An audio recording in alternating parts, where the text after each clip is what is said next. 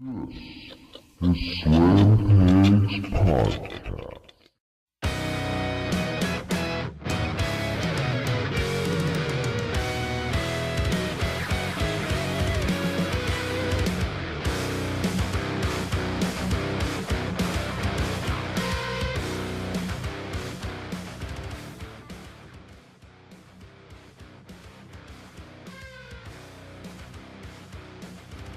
And once again, Slam Pigs Union Smack coming right back at you. Myself, Travis from the WWF Slam Pigs Podcast, alongside once again, you asked for him, you got it, Maniac Matt Tennant. What is going on, my man? What a tremendous response from everyone on our one night only review. And welcome back. How was your week? What's going on? It was same stuff, different week, and yeah, thank you to everyone who has listened to our one night only episode. Great reviews, great viewing figures, and love you all. Yeah, How was your week, Travis? Blown away is an understatement to the response we got just from, Yeah. for one, people on Twitter telling us that we watch it at work, or just, the views in general. So thank you guys so much. We're right back here this week doing the same exact thing that you like to listen to. But before we get to any of that, Maniac Matt, where can everyone check you out? Twitter, all that good stuff.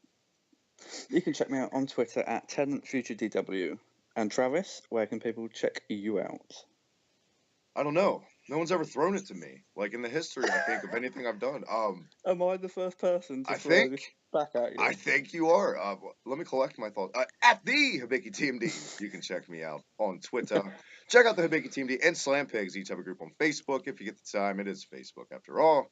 And hit that subscribe button on YouTube and the like and comment. Feel free to comment by all means. But yes, like we said last week, was our one night only review. Once again, another week, another Union Smack, and still no UK show, Matt, to talk about. Yeah, WWE need to kick this into action soon, because I mean the odd match is fine now and again, but we need something more, Vince. We need something to get our teeth into. Yeah, I mean, they had the special, was the last official UK show they did. And I mean, it was good, but it wasn't enough to leave people hanging for like whenever the fuck you feel like unveiling it next. Yeah. At least some form of announcement would be nice. I would like to think within the next month they will come out and say something with what's happening with it. Do you think? I've got a feeling that we're going to have to wait until well past SummerSlam for something. I'm feeling there's going to be another special before the next NXT takeover. Yeah. To build Tyler Bates rematch. But I'm pretty sure we're not going to get a proper weekly show until September time. That's my feeling. I might be wrong. It's crazy. That is such a crazy amount of time to wait. Like after you can't like dangle the carrot in front of the horse's face and then just put it in your pocket for like a couple months. Like people were so hyped after the January tournament because it was so well done. It was just like the CWC tournament, like we say time and time again. You don't tease the people that won and these are your hardcore fans too. That demographic, you're just they're gonna resent it if you don't do it soon. They are going to resent it, and we've had so little of the UK show since January that. Well, thankfully, I guess they've kept the fucking champion relevant. They have found a way to pop him in on NXT, and that does at least, Matt. Before we get into this week's Capital Carnage 98 review, that's what we're doing this time. But let's talk Pete Dunne in action on NXT this week against Danny Burch. And obviously the best Danny Burch has ever looked on NXT, because let's face it, when he was in NXT, he was cannon fodder. He was nothing. He was just there to put guys over in a horrible singlet and army pants or something weird. He looked like a Dudley reject. Great match, Matt. You suggested this match for the show, so I went out of my way. Well, I didn't go out of my way because it was on NXT, but I did study it more than I probably would have. I liked it a lot, but what did you think of this match? I love this match. Not to Tyler Bate, Pete Dunne standards, obviously, but when we recorded episode 1 of Union Smack, the one that got away from us, if you remember that, then I remember saying to you that apart from Pete Dunne, Danny Burch was my standout star of the UK tournament, even though he didn't advance past the first round. And I've just been wanting to see more of him. ever since January, and NXT have given us what, one or two appearances by him, but it's not in his, and in them he's never done anything of note. Yeah, nothing So I was memorable. At least this, they gave us a vignette. Yeah, there you go. That's more. That one vignette was more than he'd done in NXT all year, in my opinion.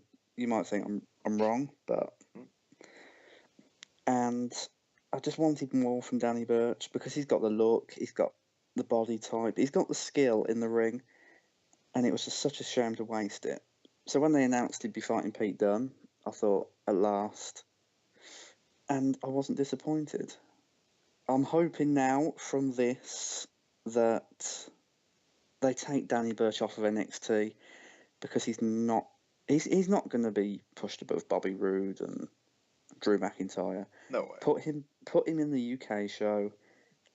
Build him as like, I know they're going to build Tyler Bate as like the next Daniel Bryan of Britain and whatever, but I'd like them to push Tyler Bate back a bit and give Danny Burch a shot, because like 6 months, imagine what Danny Burch could do character-wise and in-ring-wise with 6 months of hard push, put the machine behind him, and then what, a 30-minute match with Pete Dunne for the title.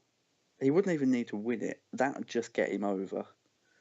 It seems like if they're going to do that with him, it would be like they would have to do it soon, because obviously comparing him to Tyler Bate, age is not on Danny Burch's side. But I would like to think he's way more seasoned than a Tyler Bate, and that's why I could kind of agree with that booking. I think there's obviously more money in a Tyler Bate feud than any Danny Burch feud. I don't know. I don't know. Something about him. I mean, they could sign Kazarian and make him a tag team and say he's Kazarian's brother and just make him do a fake American accent because he looks just like fucking Kazarian. But other than that, I like Danny Burch. I think this is exactly the role I would kind of put him in. Not total cannon fodder like we said earlier, but just a great match, kind of like an Oney Lorcan. Like, wow, like he still puts guys over. He's an enhancement talent, but he's an enhancement talent that gets himself over more than like a Barry Horowitz would back in the day. You know what I mean? Like there's a difference.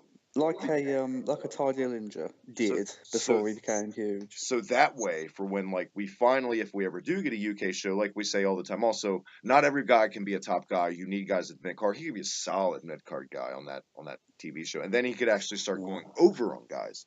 And then I'd love to see him as a heel, by the way, too. I think he would suit me better as a heel than a face. I can see the crowd getting behind the old grizzled seasoned veteran. Does he got one last run type thing? But I think with him, it'll be. He's got the face of a heel, I think, more. But either way, I think we both agree he is way talented and was criminally overlooked in that tournament. But considering the talent in that tournament, it's not hard to see why. Yeah, I agree, but I'm not sure. I mean, even though he's got the look of a heel, I think there's going to be a lot of heels in that show when it finally does come around. So I'm not sure I'd turn him heel, because as a heel, he's not going to outshine Pete Dunne. No. And I'm pretty sure they're also going to turn Trent Seven, heel, when it finally starts properly as well. Makes a much better heel also. He does. I'm not keen on him as a face. And speaking of Pete Dunne, we did in the match itself. I mean, just to describe it a little bit, we did neglect to mention like Danny Burch. He got, oh hey, it's Danny Burch, because this was the Full Sail tapings, and sometimes he shows the crowd, it's like a wild card. They don't know who's coming out, but the reaction Pete Dunne got, my God, heroes fucking welcome. Let's say it. He did. It was like it was his own hometown, and yeah, you know what I mean. It wasn't, but he's going to be big. I mean, we need to be careful. He's going to be big. They need to be careful. And I hate to be that guy, but I got to keep it real with everybody, because that's what we do. It seems like he's that Kenny Omega guy. He's the guy in the world that's hot right now to talk about, like Kenny Omega was a couple months ago with Okada. Right now everybody's talking about Pete Dunne. Agreed. But yeah, I mean, great match. Pete Dunne gets the win. A good back and forth. If I knew Pete Dunne was going to win. I didn't even read the tapings, but it would have made no sense for Danny Burch to win. No, bury your champion straight off wouldn't have been a great beginning. But hey, it's WWE, so you never know. And before we get that's very into the goodness of why we are here this week with Capital Carnage, Matt, is there anything you wanted to gloss over? What's going on in the current product? Anything that's happened in the past week or so that just to dabble on real quick? No. Fair enough. Fair enough. I mean, hey, they don't give us a choice sometimes, but to just be like, meh, I don't really want to talk about wrestling right now, current wrestling. And that's why I guess we're going back to a better place and a better time, Matt. Once again, the late 90s brings us back. Last time we went for the first ever UK exclusive pay-per-view. This was the second, I want to say. I know there was another show, but I think that was, straight to VHS in between these two? I think it was, though I'm sure it was classed as a proper pay-per-view over here, but as we found out, Travis, it's not on the network, and I don't really have that good a memory of it from my childhood. I think I might have seen it once on VHS. Yeah. So we decided to skip that. We did, ladies and gentlemen. We did, and obviously, I would say this is the second most memorable UK pay-per-view they ever did. Just for simply the Jacqueline booby spot, if anything. Yeah. But Matt, quite honestly, I'm not qualified to talk about this. At this time, you were over there. The hype over there, you guys were so starved for pro wrestling in the late 90s in the UK, if I'm correct. It was insane. So when anything came over there, you guys were hyped. It's not like now where there's like a house show every month or so over there. There's something to do. Go see. There was nothing over there. It was just completely obliterated as far as the landscape. What was the excitement like when these pay-per-views came up? It was like a WrestleMania for you guys. It made you guys feel exclusive and like, fuck you all, it's for us type thing.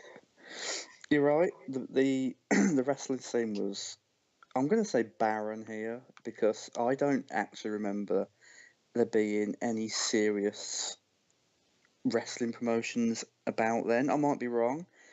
If anyone knows I'm wrong, drop it in the comments below. But when WWE hit the country, it was like, oh my god, we've got some wrestling. It might be for one night only. It might be a series of shows throughout 1 week or over 2 weeks. But we've got something that's ours, and America might never see it. So we can you know what I mean, feel proud that this event, this is ours. And especially, it totally translates on every part of the show. Especially, this was late '98. This was, dare I say, the hottest point in wrestling ever.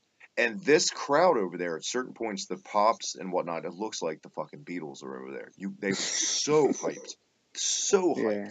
So many guys on this show, I would say, maybe have gotten the biggest pops in their career. Guy that comes top of my head is Goldust. May have gotten the biggest pop of his career in this show. Yep. I will say one thing before we get into any of this, Matt. I like One Night Only better. I don't know why. I just do. I don't know what's your initial take, not to sum up it all and give spoilers and what we're going to grade it later. Which one do you prefer? Oh, One Night Only by far. No spoilers. I don't know.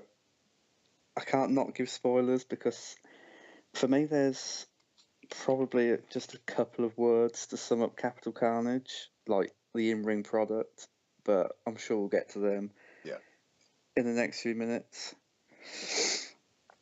We will. Well, you know, we talked. Let's get right into that. The in-ring product. This, you could say, this was the punch kick era. I mean, a lot of it was punch kick.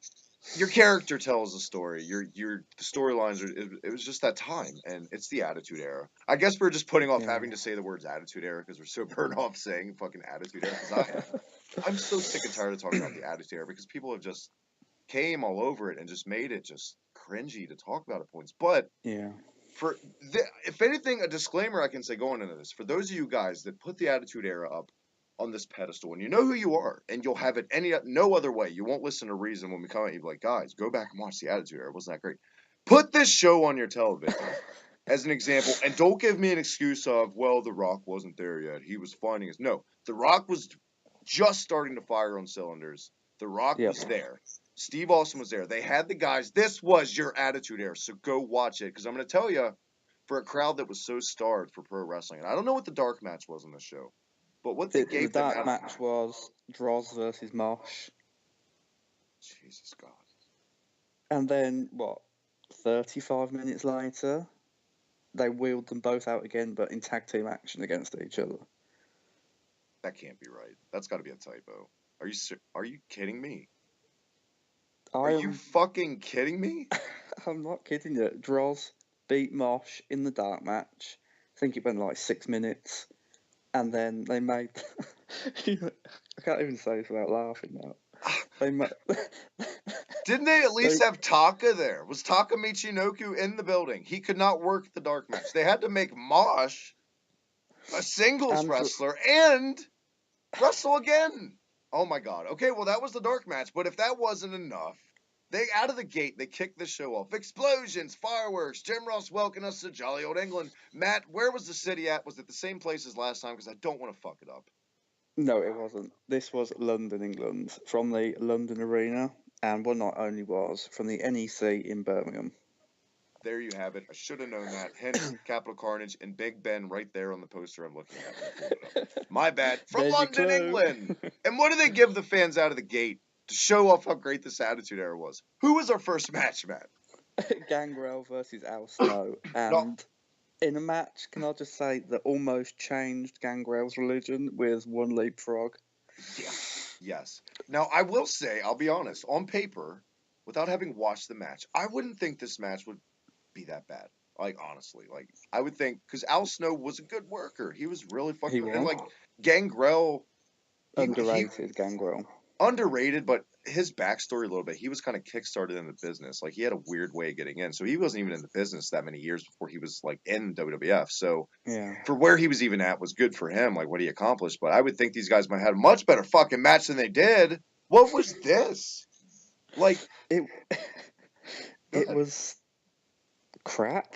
I mean, if you've got a better word to describe it, then by all means go ahead. I'm actually going to save that for our next match. So now give me time to think to describe our next match. But for this match, we'll go with crap. Yeah, it's... I just don't know why you'd put two... I mean, two men who can go in the ring, quite fine.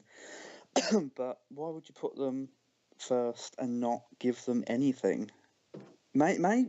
Maybe the leapfrog startled them, you know, a botch 6 minutes into the show, and they couldn't recover. But there was nothing here. There was just the biggest surprise of this match was the commentary when they said Gangrel is only 29 years old, and I thought, are you fucking with me? You know what else? He looks 49. I know. He's one of those guys that just looked fucking way older than they are. You know what else they did for second pay-per-view in a row? First match of the same fucking thing. An Austin Powers reference again. Again! You spotted that as well. Yeah. But I gotta agree, like, the match totally fell flat. I don't want to be a dick and say on these UK shows, a lot of these guys came off like they were phoning it in, like we brought up last week. But I think this is a case of it. I think, especially with this lazy... The first four matches on this show, we'll just go ahead and say it off the bat, were like distraction roll-up finishes or cheesy heel cheating roll-up finishes. And that's what we got, standard Brood interference. And this will lead to the confusion later on with baby faces and heels and where the fuck the Brood stand. But, yeah, Brood interfere, Edge hits a missile drop kick, and Gangrel rolls up Al Snow for the win. And in another standard case of the Attitude Era, what always has to happen once the babyface loses a match, Matt, in an Attitude Era match? What always has to happen? What do they have to get back? They have to. They got to get their heat back. They have to get their heat back. So Al Snow hits them all with head after the match, and that's that. I was waiting for, not Jim Ross, because he was too classy. I was waiting for Jerry Lawler to go, Al Snow, just give Gangrel head. I was just waiting for something that cringy. Maybe it was a Sleepy King. He wasn't firing all cylinders himself. If that had been on Raw, that would so have been a quote. Oh, man. You know, that's another thing about the Attitude Era. I think, and it's a weird time because I think this is the only time where, like, the stuff we got for free on television was always better than the pay-per-views. Always. Yeah. Like, as a whole running show. Always. And it was crazy. And that didn't stop until, like, what, 2002, I would say the pay-per-views started getting better than the actual Raw. But that's still around now. Look at last week's Raw compared to Extreme Rules. for me, it was much better. Yeah, very true. But yeah, that was that. So let's move on to something that's not going to make us any more pleasant feeling. LOD 2000. For those of you guys that have never watched this era, obviously LOD, Legion of Doom, everyone knows who they are.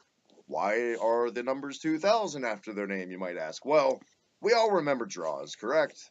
This was when they did the dumbass angle of Hulk being a drunk, and we all know the story, and him getting pushed off the Titantron. So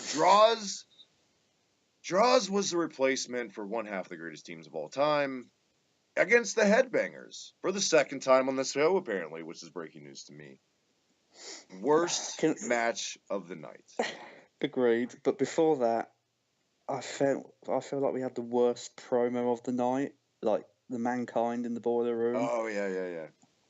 Started off. I just made a little note there. It felt like he was doing a vacation promo. Like, he mentioned so many English landmarks, and then that was horrible. It wasn't as bad as his Dude Love promo at One Night Only, though. I agree with that. Thank God. Felt like this Mankind promo set up this LOD match with expectations, though. Yeah.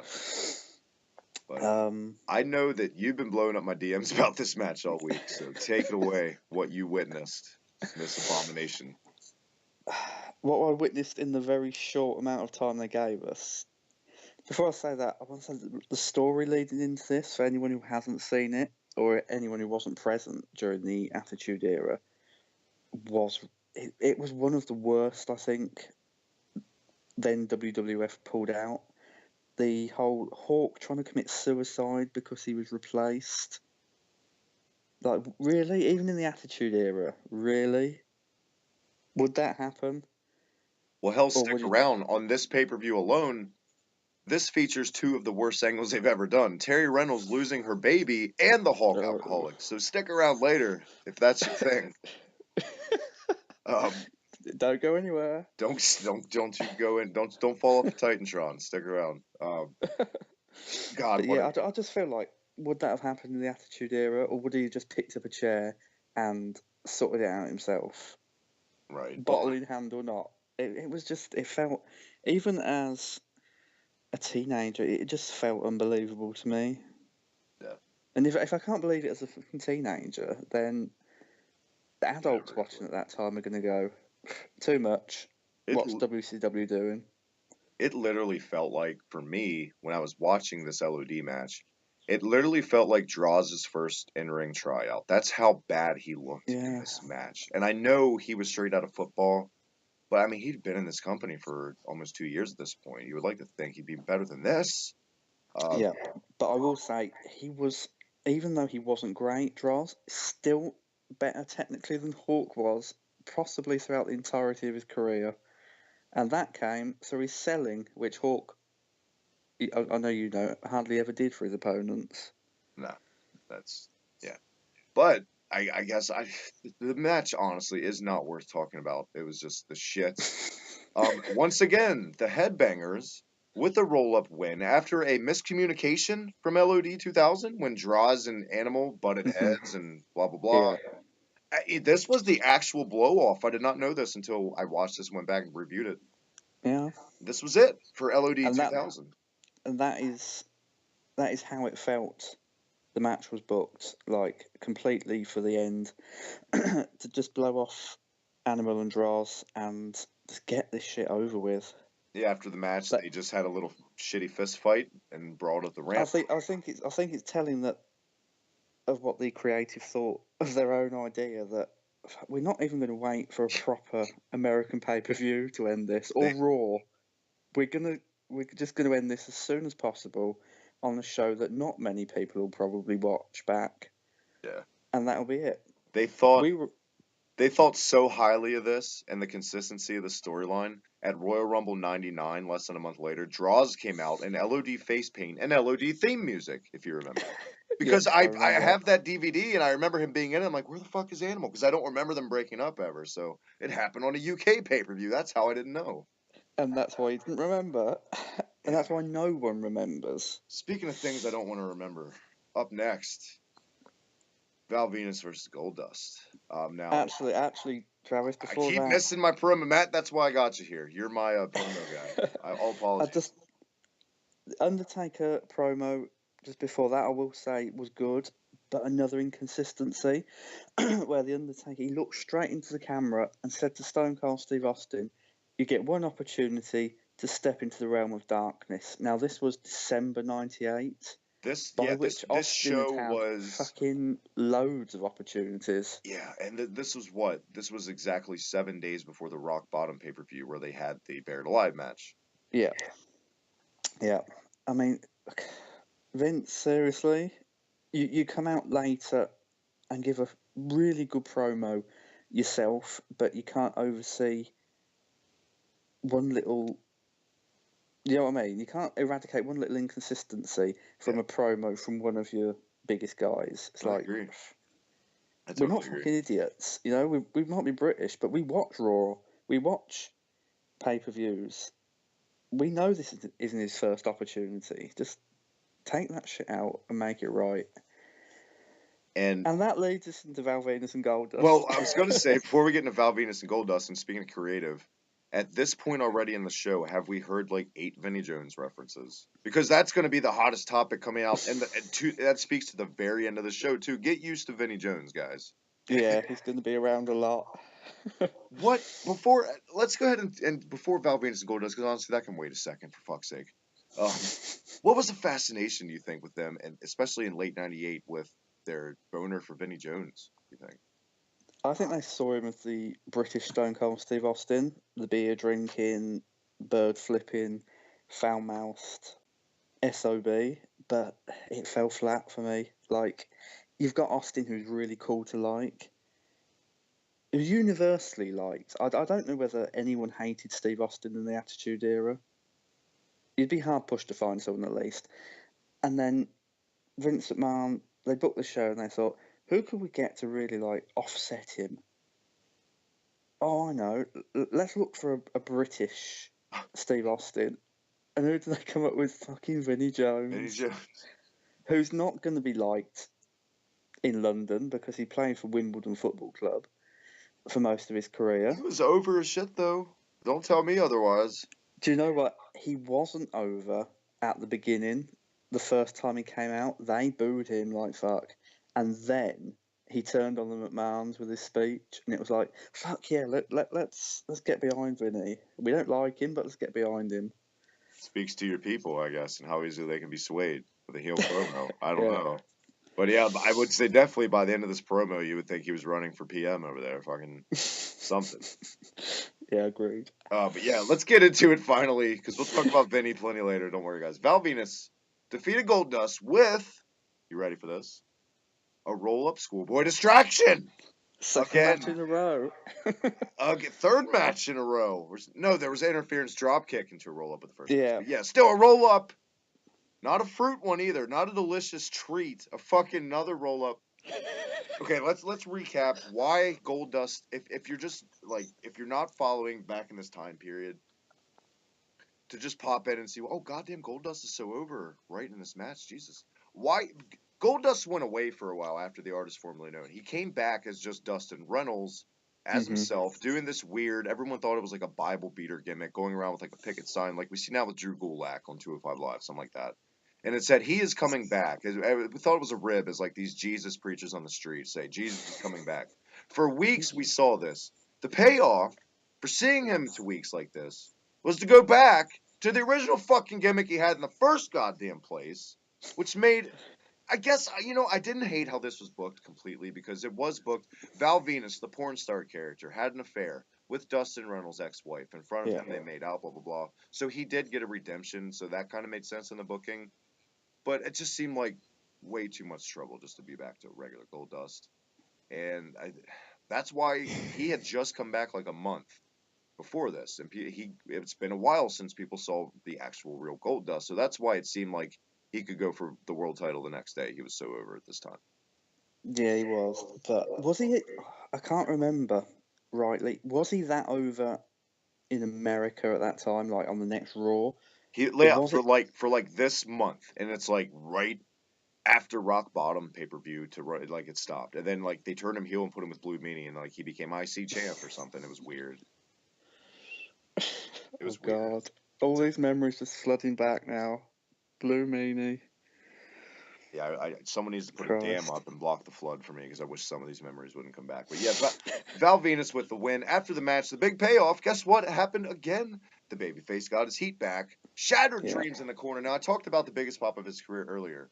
This pop, when he hit the Shattered Dreams, you know how sometimes back in the day you see like the camera shake, the crowd's so loud. This may be the worst case of that. I don't think I've ever seen a camera shake so much from a crowd reaction.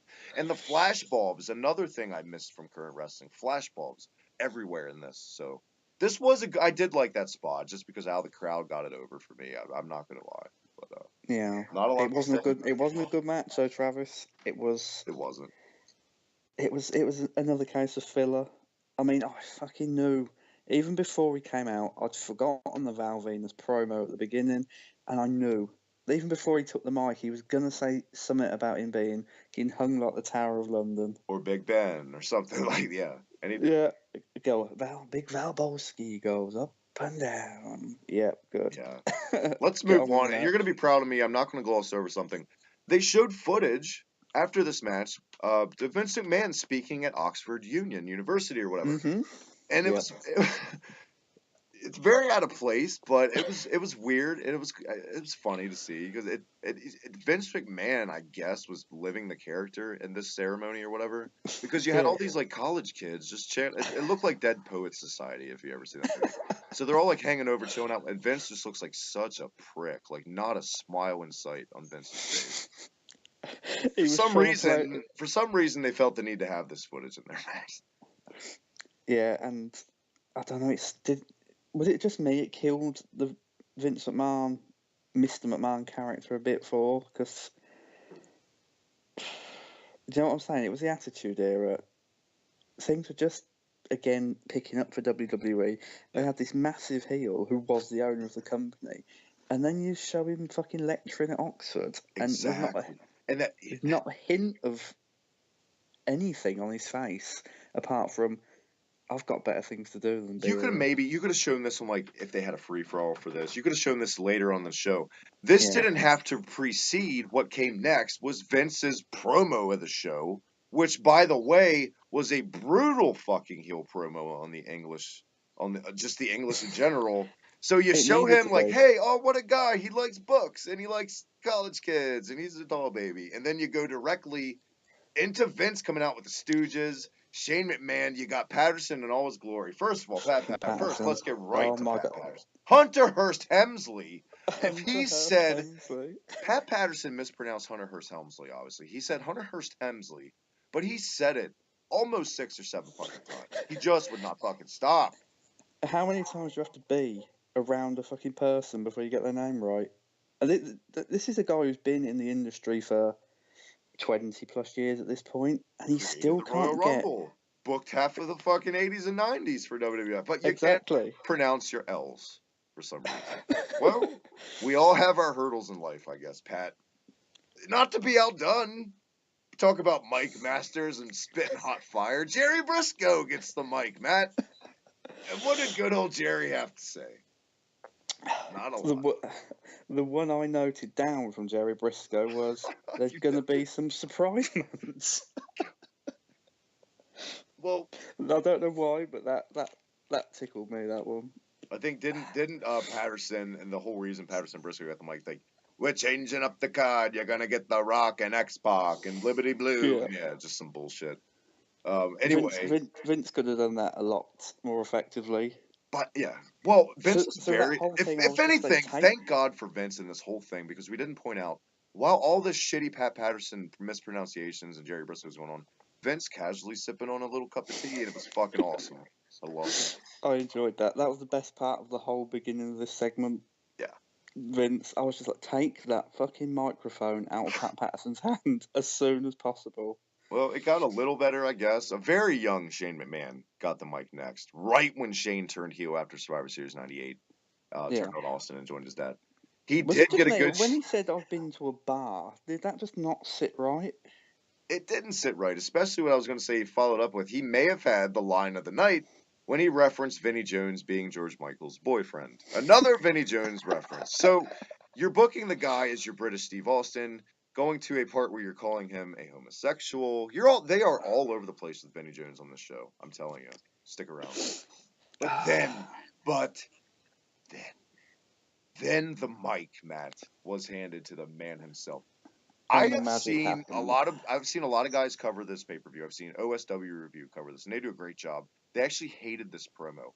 I don't know fucking why, because Really? this may be one of the greatest heel promos I've ever seen. Vince Yeah. McMahon at his peak, his prime, his ultimate Vince heel asshole piece of shit promo, spinning hot fire, like I said, with the quote, the actual quote, line of the night, "You people will become a cesspool, governed by a prime minister of Pakistani extraction."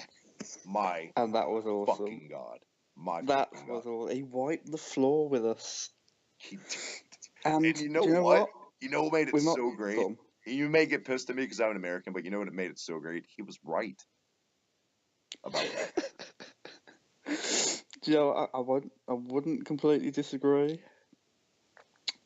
I would not completely disagree with that. Just to say, like, at that time, like, there's a lot of Iranian and Muslim and whatnot over there. So I think that's what he was playing off of. And in the late 90s, it was kind of that boom period for, you know what I'm saying? So you got to think back in 98, Vince, to say that, he was kind of telling the truth of what was going on. But that's what made the genius of it, to twist it around into a heel promo, I guess. He was. And did I say this? I think I said this on Twitter. I might have DM'd you it. But every fucking heel in WWE right now should go back and look at this promo and learn how to really piss a crowd off. Dare I say, anybody considering getting into professional wrestling that needs to study on tape, this has to be like by far. And it's shocking to me, like, this was a hidden gem. I've never even seen this promo until we did this, because I don't remember the show. So I was like blown away. I was like, holy fucking shit. So can you imagine if Jinder Mahal comes out on SmackDown and gives a promo like that about America? That just shuts everybody up. That's it. That'd get him over. That would get him over. People would be like, yeah, fine. You're gonna see a lot of people delete old tweets about what they said about gender, like they always do. I never said that. But yeah, my guys, if anything out of this was maybe the top 2 or 3 things, maybe the best thing on the show, go out of your way to catch this promo. It might be on YouTube also. We watched it on the network. After this, did we get a... We did not. We got right to the next match, and I just saw who was in it. No, shitty, Matt. God damn it. God, we got such a good thing. Shit. Our good friend, Tiger Ali Singh, back Dear again sweet doll baby, against back. Edge. Against Edge? Now, Edge. Go ahead, Matt. And I was going to say, an Edge who was booked as a babyface when he was a heel not an hour earlier, costing Al Snow the opening match. My head exploded back at Vinnie Jones. So if I'm booking the show, at this point, I've thrown my papers in the air. Getting the debut Edge, it seemed like, when he first debuted as babyface, he was red hot with the crowd. The Tiger Ali Singh now. It's been 1 year since we've last seen our favorite wrestler, and the last time we reviewed a show. He is wearing the same Antonio Inoki robe as a heel that was supposed to get him as that's fine. And I do, if anything, I prefer this Tiger better. I've seen way worse promos on the mic, Matt. I'm not gonna lie. Got to give him a little bit of credit. Yeah, another promo slate. They were right on it, slate in the UK on this promo. Like, and well, not only it was the flags. This time it was the promos. Just beat us down, Vince. Why not? We only pay for the fucking thing. It's 98. That's what you get. But yeah, obviously he was a ripoff of the $1 Million Man, giving people money to do embarrassing things like eat dog food. And literally the same exact angles they would copy with the dog food. They made somebody do that on Sunday Night Heat. So this was the Jinder Mahal. Way better than the Jinder Mahal we covered last time. Regardless, that doesn't make it good. It wasn't good. This, surprisingly, not as bad of a match as I thought, but this match could have been way better. And if anything, I guess last time we gave him a pass when we covered his debut match. Butterflies, who the fuck knows what it was. No Yeah. passing this. And I completely see why now they went with The Rock instead of Tiger Ali Singh as their blue chipper guy. Because could you imagine if they had went Singh? Or you imagine if like The Rock had never come and like all they had was Tiger Ali Singh? For me, he'd regressed in a year. Like I expected something big from him. It's You like know, it's like somebody told him, well, your in ring's good, but your promos suck. So it's like he took a year to study his promos, but he hadn't worked a match in a year. That's how he came off. yep, that is exactly how he came off. Like he'd gone off at one night only and come back at Capital Carnage with no in-ring experience in between. And if you watch them two matches back to back, you wouldn't be able to tell he'd been there a year. No, I agree. And Matt, go ahead and describe the match and the shocking finish, believe it or not. Can I just say first, the match belonged on a jacked or a metal. It didn't belong on. Yeah. I'm not even going to call Capital Carnage a pay-per-view. It was a big house show. Capital Carnage. This should have been the fucking dark match. If you're Yeah. just gonna book Edge in a confusing babyface thing, just make it your dark match. And then Singh wins with his feet hooked on the ropes. Again, Fucking seriously, another screwy finish. with the exact way we got one earlier with the legs on the ropes. Exactly. And shockingly, Edge loses. Clean. Well, kind of clean. But what's not shockingly... Now, guys, I'm not a betting man. Take a wild guess what the babyface got back after this match. Just take a guess. I'll wait. He got his fucking heat back. He picked that shit up like he dropped loose change because Edge beat the shit out of Tiger Ali Singh after the match. It is literally rinse and repeat at this point with the booking of this card. It's really sad, and it shows. It shows. You know? It does. It's unbelievable. It's just that they book we've had 4 matches up to this point. Yeah. I didn't And- expect to get this pissed off. I'm a little surprised at myself. I had to watch this pay-per-view in 2 halves because it bored me. I got to the end of Tiger Ali Singh versus Edge. Can't remember what night it was, and I thought, "Yep, that's me done for tonight." Yeah, like And then I came back to it the night after, and I thought, "Fuck, there's more to come." that was how I felt rewatching this. when you and I, like, off air that one night a couple weeks ago, like, we decided to do this, like, I was like, all right, and I saw what time period it was from, and I saw some of the names, and I was like, it can't be that bad. And I'm like, okay, this could be good. And then, you know, fuck me, because what happened next? Was it straight to the mixed tag, or did we get another? No, we got Vinnie Jones in the ring with Michael Cole. Oh, God, yes, we did. and Please here take comes this. Vinnie Jones, people. I know you are gonna. I know. Oh, speaking of getting pissed off, I know somebody was pissed off about a certain segment this week. I think it's somebody's time to shine a little bit. Go ahead. That would be me, in case anyone's confused. I got really pissed off. Firstly by Vinnie Jones's reaction to a crowd that were hostile to him to begin with. Like, they hated Vinnie Jones. If you go back and look at that, they were booing him like he was John Cena. Yeah.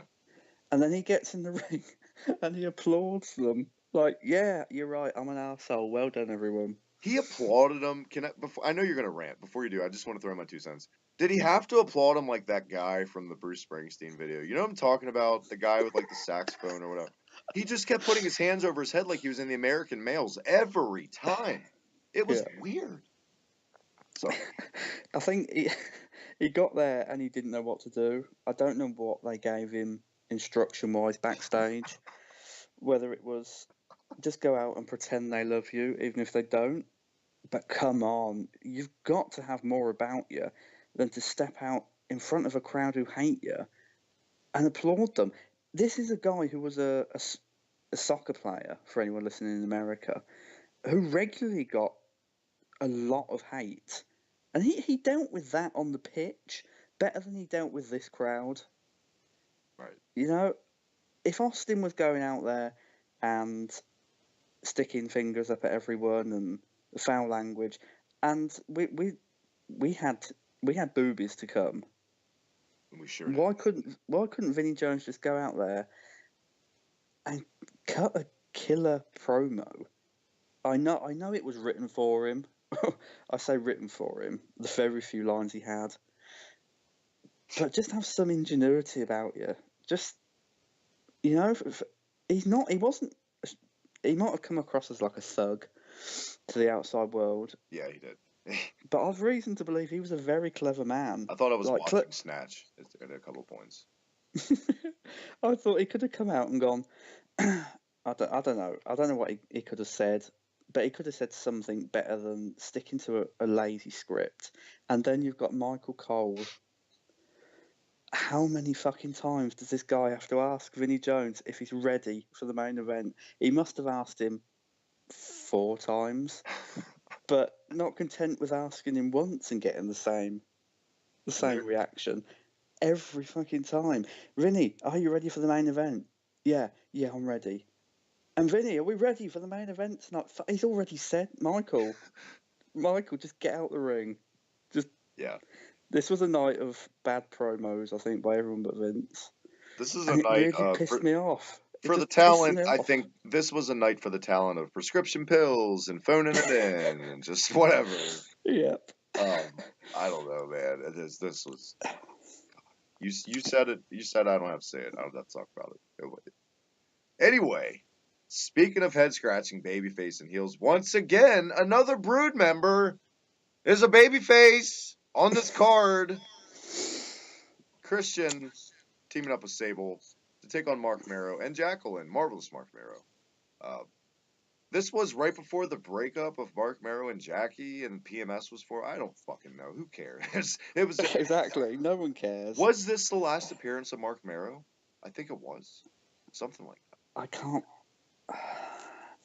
I can't remember him. Was he at Rock Bottom? I can't remember him being there. If he was there, then he was so forgettable that we've all forgotten about him by now. I don't remember him being in the '99 Rumble. He wasn't in '99 at all. Like I think he was gone. So I don't know. I've back. So maybe this was. This could have been the Swan song. This could have been it. And at least and again, Swan if song. anyone knows any different than us, drop it in the comments. Yeah, most definitely. And if anyone, if for your Swan song, what better way to go out than get pantsed by Christian, rookie Christian? Let's go ahead. It was first of all the fucking team of Sable and Christian. I know why they did it because at SummerSlam that year it was Edge and Sable, so it was kind of a lazy booking thing. Just put fucking Christian in there. Made no sense. Made no sense considering what they're doing with the Brood as heels. These two had as much chemistry together as me and I could go hang out with some NBA basketball player. We'd have as much in common as these two. They had no chemistry. You can tell Sable didn't want to be there. Christian's entrance was like. He was he had an ear infection and he was letting the fog machine go in his ear to clear up it was really weird. Like he let the fog machine go in his cranium or something. That could be said for the whole of the match, though. It came across as really out of place. Yeah. And Jackie and Mark Marrow, they fucking hated each other. And why are they a fucking team then? Why take the match? If you hate your partner, why would you take the match? You don't have to. Exactly. You could choose not to. I mean, fuck.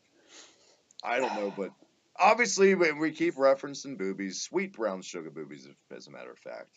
This was, at the time, I remember this happening, the infancy of wrestling on the internet, blah, blah, blah. This was, and it's really sad that I'm going to say this, in '98, this was one of the biggest things and news-wise come out of the year, because Full Frontal, for the first time ever on a WWF show, here's where we're probably going to get a little bit serious. Was that appropriate? In your mind, was it the right call with obviously children in the building? You can see them on camera.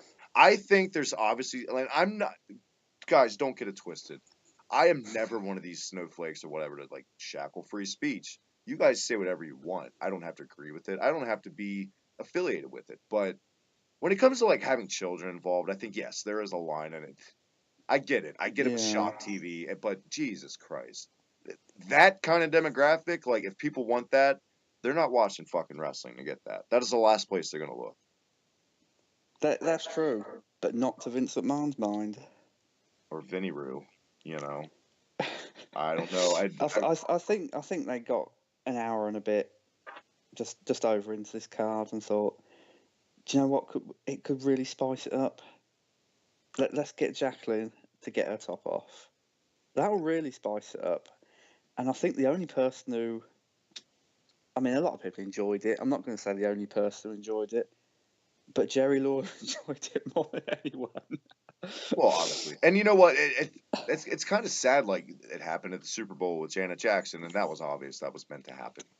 Yeah. When these things happen, they always have that out, and that's why they do it. They can say it wasn't meant to happen, and they always get away with it, whether it be the NFL, WWE. Whenever this thing happens in entertainment, they can always make that claim. Accidents happen, and we can't control There you our go. It's performers. easy, isn't it? It's So an easy get out clause. it was a hell of a snake in the grass thing to do to get eyes on the product and people talking. And I don't want to come off like some fucking elitist dad. Like that's not appropriate for kids. Yes, and I get people should know the difference. You know, you're taking your kids to an Attitude Era show. There's a hell of a lot of difference between taking my kids to a JCW gathering ICP wrestling show and taking my kids to a WWF show. You know what you're getting with like if I take my kids to CZW or or JCW or even ECW back in the day, whatever. It advertises that. WWF didn't advertise tits at any point. You know what I mean? Like, I don't know. Even ECW didn't give us tits. They gave us Kimono Wanalea dancing, but they never gave us full tits. And they had Extreme in their goddamn name, Matt. I don't know, man. But, I just think it was a simple plot device to get people back into the show, because I know I was lagging by this point, and I was watching it in two halves. And the second half, when this came on, was only 10 minutes-ish in, and I was already bored with it. So I can't imagine. Guys, have no fear. The clip of Jacqueline's top coming off. It is on the network. It's just blurred out. Like they didn't. Like they're not going to show it, but they didn't cut it out. And the luckiest man in the building that night was Tim White. Let's go ahead and say it. Yeah, on his shoulders. Tim White thought it was his birthday. Yeah. That's how it played out. Like it was a. It wasn't blurred out on the DVD. You got the full shot of it. Really? Yep. And now we're sitting here, Travis, sounding like two perverts. You got the full shot of it, really? I'll have to purchase the DVD of that. Well, I do know something in the match we can talk about that it doesn't involve breasts. Maybe the worst fucking punches I've ever seen from Sable. These punches were, my kids probably throw better work punches than that. That was pathetic. That was fucking pathetic. But then that's the word I'd use for Sable's performance. From the minute she stepped through that curtain, she looked like she didn't want to be there. Oh yeah. And then, whoa, it was rough and lazy. And that low blow she did on Mark Moreau. Yeah. Should that not have been a fucking disqualification right in front of the referee's face? Yeah, I know, man. Hello, logic, anyone? But we got to keep the train moving, though. But yeah, match sucked. I'll just say it. The match fucking sucked. And then a really dodgy Sable TKO for the win. Oof. Well, you know what? I will never do this again. But the Sable Bomb didn't look that bad. It looked a lot better than the first time she did it on Raw to Mark Marrow when she gave him a Sable Bomb. But this looked passable. Yeah, agreed. Quick question for you, Travis. Quick question. Where would you put Sable in, let's say, the top? Would she even be in your top 10 list of women's wrestlers? I mean, is every entry in the top 10, is it based on like a total package thing or in-ring or? I think the whole package. She'd have to be in my 5 just based on her draw. She's one of the top drawing females of all time. You can't argue that for her. You know what I mean? Yeah, I wouldn't argue. I have to be honest about it. I'll put her in the top 10. I don't think I'll put her in the top 5. I mean, it depends what you're basing it on. I'd put her at 4 or 5, and I'd put it like a tie with China for what they both did for their time. Maybe China by a hair. You know. Oh, I think definitely China. Definitely China ahead of Sable any day. Yeah, it's tough. Because she drew them. People want to fucking deny that fact. She drew them a lot of money back then. She drew them a lot of money. And I get it. She was so over. And guys, I am right there with you. She sucked. She was a horrible person backstage. She totally used the business to springboard her career into TV. She didn't want to be there. I get it. I am not a Sable fan, but I'm not going to beat around the bush of what she did for the company. Let's call a spade a spade. She was fucking money. She was money. She was, and she got a reward in wrestling for that. I think it showed. I'm smelling green. I'm thinking Scrooge McDuck from DuckTales. Talking money, thinking Teddy DiBiase. Let's talk the complete opposite of money. Steve Blackman getting a title shot. IC title match against IC champion Ken Shamrock. Now, last time we visited old Kenny Roo in England, he was cutting a shitty promo. This time, Ken's a heel. This was right at the birth of the corporation, Matt. Yeah. What'd you think? And it still wasn't any good. Better. It was better, but not much. It was better, but it really was slow. Like, this match, actually, if you notice, began while the company and the production team was still showing the IC title graphic on the screen. Yes, I did. Like, I missed the first 15 seconds of this match just because you couldn't see it. Is that jet lag, or why are they doing? I don't know. I didn't know. Exactly. Just hold them back or show the graphic as Steve Blackman or Shamrock's coming to the ring. Don't fucking start the match underneath it. Yeah. That immediately lost my interest. Can we take a moment to get something that's not losing my interest? A historical moment. Can you read again one more time the match and what it's for? Ken Shamrock versus Steve Blackman for the then WWF Intercontinental Championship. That's right. For the first time ever on anything Slam Pigs related, Steve motherfucking Blackman is getting a shot at the IC title, a title that's not the hardcore title. Holy shit. I couldn't believe this. I had no clue this match ever happened. The match wasn't good. I'm not saying that, but I'm a Steve Blackman mark. It could have been a lot worse. The match wasn't terrible. It was just a little like drawn out. Like they had some nice like stiff shots, as you would imagine these two, because obviously both these guys, two of the most legit in the company at the time. Ken Shamrock getting the win with outside interference from the Big Boss Man. If Jim Ross made the quote, "He's going to use a stick," one more time, I may have vomited all over my television at this point, because the show had been so bad by now. I did not split the show in two like you. I was an asshole. I was a masochist, and I trudged through, man. I thought I was going insane by this point in the show. I really did. It felt like a long out, drawn out episode of Sunday Night Heat. It really did. Yeah, it did. And the crowd were clearly bored because they entertained themselves with Shamrock sucks and the "you can't wrestle" chants. Yes. And I have to say, if you'd never seen wrestling before and were just going off the crowd reaction, when Ken Shamrock applied that boring front headlock, it zapped all the energy from the match. And then Blackman got back into it, and then he fucking reapplied it. That was must have been a good 4 minutes, if you cobble it all together, of just Ken Shamrock standing in the middle of the ring with a face that looks like he's queuing up for shopping. No emotion on it at all. He didn't even sell the move. Queuing up for shopping. What does that mean? For shopping? Just like for shopping, yeah. Just at the till in the supermarket. Oh my god. Just waiting for your turn to come. Alright, I was hoping that's what you meant. I didn't know if that was like some term over there, like queuing up for shopping. I didn't know if that meant something like take a shit. I don't know. No, it literally means queuing up for your groceries. That's exactly what this match in the ending did. It took a shit. No reaction, but nobody cared. And Blackman almost breaks. Did you catch the minute where he almost broke Ken Shamrock's leg with a spine buster? Yeah, I did. That was nasty. Could you say... We all remember the ladder match with The Rock and Triple H right before they broke out at SummerSlam 98, a couple months before this. Was that the last time that title was relevant before Shamrock got it for years? Because it seemed like Ken Shamrock, when this title run, he was the harbinger for irrelevancy for the Intercontinental title. Like, I meant, nobody cared. Yeah, he was. Nobody cared. Blue Blazer and The Godfather. I know that's a bad match to say. But just... Yeah, bad reference. But that's where we got to a couple months from now. The Godfather was your IC champ, for Christ's sakes. I don't know. It dwindled. I would say the last time the Intercontinental title was relevant was when The Rock had it. Yeah. You could argue that.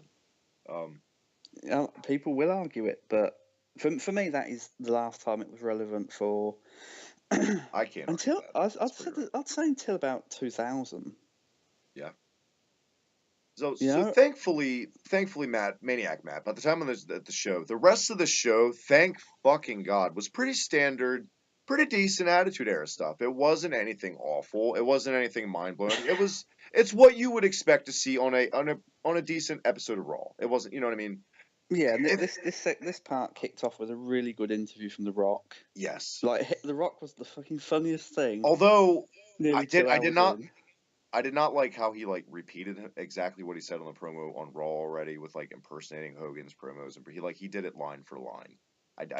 That rubbed me a little. Like I was like, really? But Yeah, you can't blame him completely though. Surely, like it'd been a bad night for promos in general. yeah, jet lag. So I think if you're taking every promo off of this show, The Rock's would be the one that stayed in it. Oh, Vince's in the Rock. Oh, Vince's, of course. But Sorry, thankfully, wrestling from a wrestler. yeah, gotcha. Thankfully, though, the crowd got something to get excited about. Well, not maybe with the Jeff Jarrett entrance. Jeff Jarrett made his way out with Deborah with "Don't Piss Me Off," Jeff Jarrett. One of Michael's favorite incarnations of Jeff Jarrett, I will say. Really? Going against, this was actually his return match. He was off for a couple months after that actual ladder match we just brought up. Triple H, as still the babyface leader of DX, not a world champ yet. Kind of a weird time for Triple H's career, maybe the weirdest time for him ever in that transition. Like, what the fuck are we going to do with him? And I think it was the ultimate right call. Like, I don't think he was a bad babyface in this at all. I think he played to the crowd right. I think he had a good look as a babyface, but just a much better heel. But Yeah. this, obviously coming out, doing the typical DX shit to a monster ovation, blah, blah, ball. Jeff Jarrett and Triple H, on paper, it seems like a decent match. This was, from what we've seen earlier in the night, this might as well be Savage and Steamboat. This match was all right. It wasn't. It was the best. It was the best singles match on the card. Yeah. Up to that point, there wasn't anything to touch it. And just going back to what you said about Triple H being a babyface, if he was, you wouldn't have known it. Like there was a serious lack of emotion on everybody's face during this pay-per-view, with the exception of Austin in the main event. Right. Who was like no one looked like they fucking wanted to be there. Well, I think D'Lo wanted to be there. I think just D'Lo was happy to be booked anywhere. Yeah, I was going to say that. you give D'Lo a booking and he's like, yeah, fuck, I'm on the card. I will Brilliant. say this finish, and we hear it in shoot promos all the time. And God rest her soul. I know we just lost her. You hear about like Jim Cornette always saying how, well, China never knew where the hell she was supposed to be at the. And this finish it seemed like a train wreck clusterfuck, just barely salvaged as passable. Like, to describe it real quick, it was like Deborah, like she was going to show her boobies, another boobie reference on the show, and Triple H told her to suck it. Jeff Jarrett was going to hit him from behind with the guitar. Chyna missing her cue. It seemed like it took an hour. Finally, took the steel chair. Sorry, yes, you're right, Matt. That's why I had to bring it. To take the steel chair out of Jeff Jarrett's hand, turns around into a pedigree and 1, 2, 3. Just a lazy booking on a lazy show the crowd wasn't lazy. The crowd, to their credit, as much shit as they sat through, they were pretty much red hot for most of this show. That was only because we'd had nothing I know. before it. Like, we were great. We were the D'Lo Brown of audiences. We were just grateful for anything. Christ, for you guys, Steve Blackman was like Hulkamania all over again. You were that stud. Fucking God. Can you imagine if Steve Blackman had ever got anywhere in professional wrestling in 1986 when he first broke onto the scene? No, I can't. I don't want to. I don't want to live. Do you think? Right, serious question. If Steve Blackman hadn't been forced to leave the business through illness, do you think he'd have actually got anywhere in 91, 92? No. Do you even think Vince McMahon would have kept him around? I think he would have kept him around. I think he would have fallen in the territory of like Hercules or Big Josh or fucking Ted Arcidi or something bad. He had literally nothing. He had less charisma than Lance Storm. He really did. I'm not saying that to be funny. That's true. He may have the least charisma of all time if you really think about it. And God bless Steve Blackman. He is a good guy. He puts criminals in jail. He's a bounty hunter in real life. You've seen videos of him on YouTube currently. He like rips phone books in half. Like, Steve, please don't kill me. Please don't come and find me. But he was a charisma vacuum. Like, I think they invented that phrase because of Steve Blackman. And I didn't mean to come off that salty. Like, I hate the man from a simple question from you. But no, he would have always been a Hercules Hernandez or a Billy Jack Haynes. Especially, he didn't have the martial arts gimmick, I believe, in the 80s. So, Steve Blackman stripped of the martial arts gimmick. What's left? I mean, let's face it, the martial arts gimmick in America really only ever really got over with Ricky Steamboat, and only that got over to an extent. Yeah. You know what I mean? Like, I I agree with that.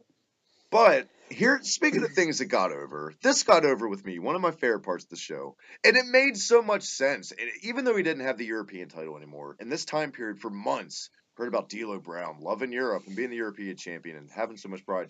It seemed like they should have done this months ago when he was actually the fucking champ. But they showed clips of D'Lo all throughout England and hanging out in front of the Queen and shouting out pictures in front of Big Ben and getting rides in cars and saying Mark Henry. I did not like that.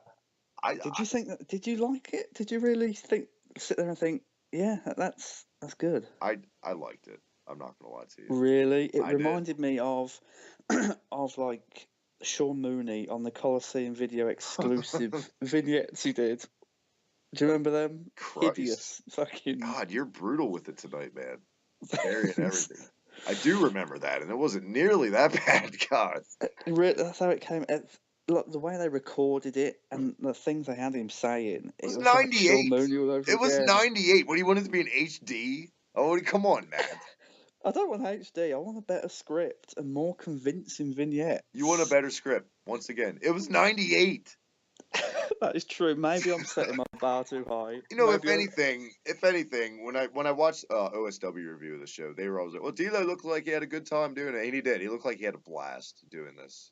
Of course he did. He had a camera in front of his face. Tell me you didn't pop when they showed that one guy who recognized, like, "Oh, you're European champion." That was funny as shit. Come on. I didn't pop. How could you not like it? Ugh. I was bored with the whole thing. You know, my favorite guy I picked in No Mercy all the time for 64 was D'Lo Brown. So suck it, Matt. Oh my god. But don't listen to Matt on this. It was good. It was good. Give it a chance at least. You might agree with Matt. Give it a chance and you'll see I'm right. Oh, there you have it. But this then led to tag team title match, Matt. What do we got on tap? New Age Outlaws versus Mark Henry and D'Lo Brown, basically the Nation of Domination, for the WWF Tag Team Championships. In a match, which I know we'll get to in a minute, I just have to say in a match that almost saw D'Lo Brown leave in a wheelchair. I go back a lot, like late at night if I'm bored, from having the network, and I throw on old pay-per-views. Very rare. I don't think it's ever happened where I've watched one and like I cringed from something that happened like 20 years ago. The ending spot to this match was bad. Like holy It was shit. bad. And wasn't it D'Lo Brown who crippled Droz? Like not too long after this? I think like a little under a year later, which is creepy. Exactly. He almost had it done to him and then he goes and does it to someone else. That's bad. I would put this spot though under Billy Gunn's spot more. It seemed like he wasn't giving, from my point of view, it seemed like he wasn't giving D'Lo a chance to like transition right and get his. He's like, come on, we got to do this, and like Billy just rushed through it and just dropped him on his fucking head. Yeah, there's not much D'Lo could have done. No, not at all. But scary. Apart from Prey, you go back and watch this. Anyone listening to us now, and you will cringe. I was watching it with my girlfriend at the time, and she glanced up and she was like, "Oh my god!" I'm like, yeah. She's like, "Was that supposed to happen?" I'm like, "No, that was fucking. It was bad." But yeah, the match itself. I mean, you'd see it on Raw, like we said about pretty much the rest. Yeah, I enjoyed it. It lacked pace, but the one thing that came out of it for me was Mark Henry has not changed his routine in 20 years. Well, I do also love we got clips of another thing I forgot that happened on Raw at this time period. I didn't forget it, but I forgot a lot of details from it. They showed Mark Henry taking China out to dinner, and like they were at a club, and like they got a fist fight, and it was fucking great. I love Big Mark. I got a soft spot for Mark Henry. Really? I mean, certain Mark Henrys, like some Mark Henrys can fuck off. Like, come on. The Mae Young Mark Henry. Yeah, the 2003 feud with Shawn Michaels on Raw had Mark Henry managed by Teddy Long. Fuck off. That was bad. But yeah, good match. And, you know, this made me check myself, too, because we say it on Slam Pigs, any form of Slam Pigs all the time, that Enzo and Cass could be this era's version of the Outlaws. Nope.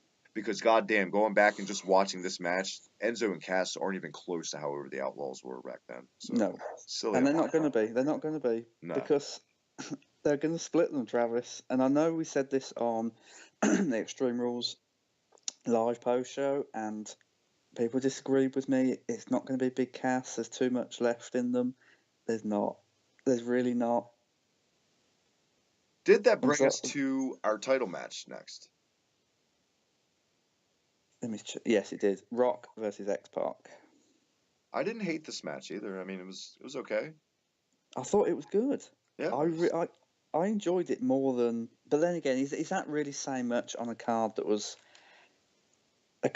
diarrhea? Let's be honest. Underneath this match, I think honestly for this and the last match and the tag team title match, like I don't have anything bad to really say about any of these matches. They were just kind of standard. Yeah, they're fine. Like nothing wrong with them.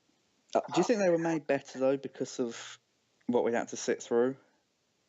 Possibly. Quite possibly. We got something. That could be that could be the most accurate statement made all night. I thought The Rock sold really well, and for a minute he had me convinced that he was going to put X-Pac over. Just for a solitary second, yeah, like me too.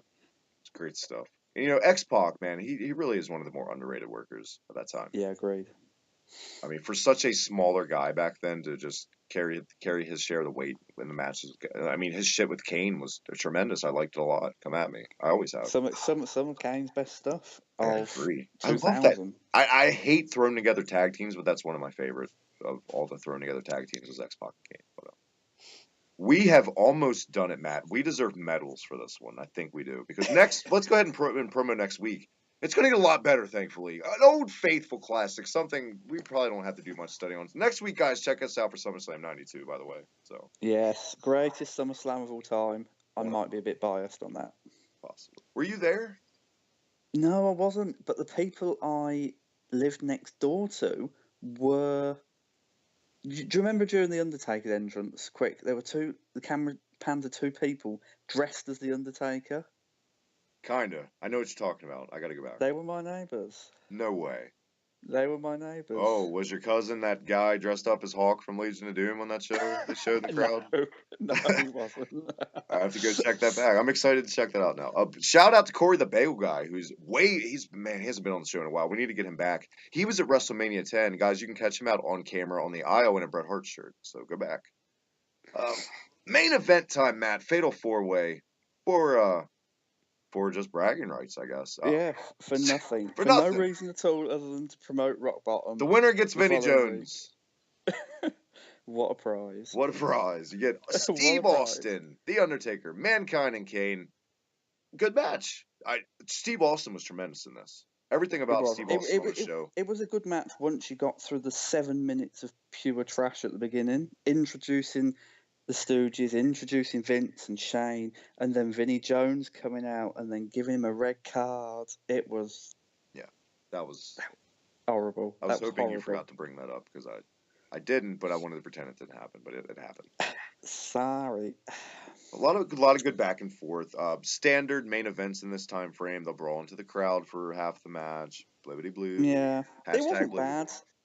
They were over. It was just... It felt like it existed for the sake of having an Austin main event. Yeah, totally. That's what it was. That's totally what it was. So it's I would have preferred this to go on before Rock versus X-Pac, and then the winner challenged the Rock for the title. That would have made way more sense. But to the crowd's credit, once again, because they were so starved like Ethiopians, they were all about this match. They were into it every step of the way. Matt, how did the match play out, and what was the finish? The finish was standard finish. Briscoe, special referee, gets knocked out, refuses to count for Austin for the entirety of the match. Austin, stunner on Kane, replacement referee, count to 3. Done. And that was that. And post-match, Vinnie Jones. I'm so sick of saying the name Vinnie Jones, but thankfully this is it. Comes in the ring, post-match celebration for the first time. Let's cap off promoting the biggest badass, in their opinion, in Europe and England, and not have him take a sip of beer the whole time while he's holding the cans with Steve Austin. And that's how they went off the air. That was Capital Carnage 98. Ringtones are going off. The shit has hit the fan. Let the confetti fly. We made it. Like I said, we deserve medals. The time is now, Matt. We've taken it all in. It's been a roller coaster of shit. What is your overall grade on Capital Carnage 98? I'm gonna go D-. Oh man, that's it was. Come on, it was rough. It was really rough. I can't, apart from Rock and X-Pac, and possibly the main event, I can't think of anything I'd go back and watch. the Vince promo. Apart from the Vince promo, but that was like, what, 4 minutes? Yeah. I'll give it a D. I won't crucify it. It had its spot. It had its moments, I guess. I don't know. It sucked. Few and far between, but it had a few moments. I feel like this one got to us. This deflated us a little bit. It did. We were so excited about it last week. We're gonna do Capital Carnage, and then we put it on and went, "Oh fuck yeah!" I remember why I haven't watched this since 1998. But next week, my man, it's a Next week, it's a different song and dance altogether. Next week, 92. Next week on Union Smack, like we said, stay right here for SummerSlam 92. One more time, Maniac Matt, where can everyone check you out on Twitter and all that good stuff? You can check me out on Twitter at TenantFutureDW, and can I just give a quick shout out to Bobby B Wrestling, good friend of mine, and a good friend of the channel as well. Indeed, thank you, Bobby B Wrestling. Check him out on Twitter at Bobby Wrestling for the shout out in your videos, man. It's funny stuff. I love how he tortures his wife. I can always appreciate that. But yeah, thank you. And thank all you guys for all the feedback. We'll keep pumping them out if you guys keep listening and liking them. And I'm pretty sure everyone's going to have a few chuckles because Jesus Christ. Capital Carnage 98's in the books. We are out of here. Until next time, Matt. Cheerio, my friend. And cheerio, mates. Cheerio, mates.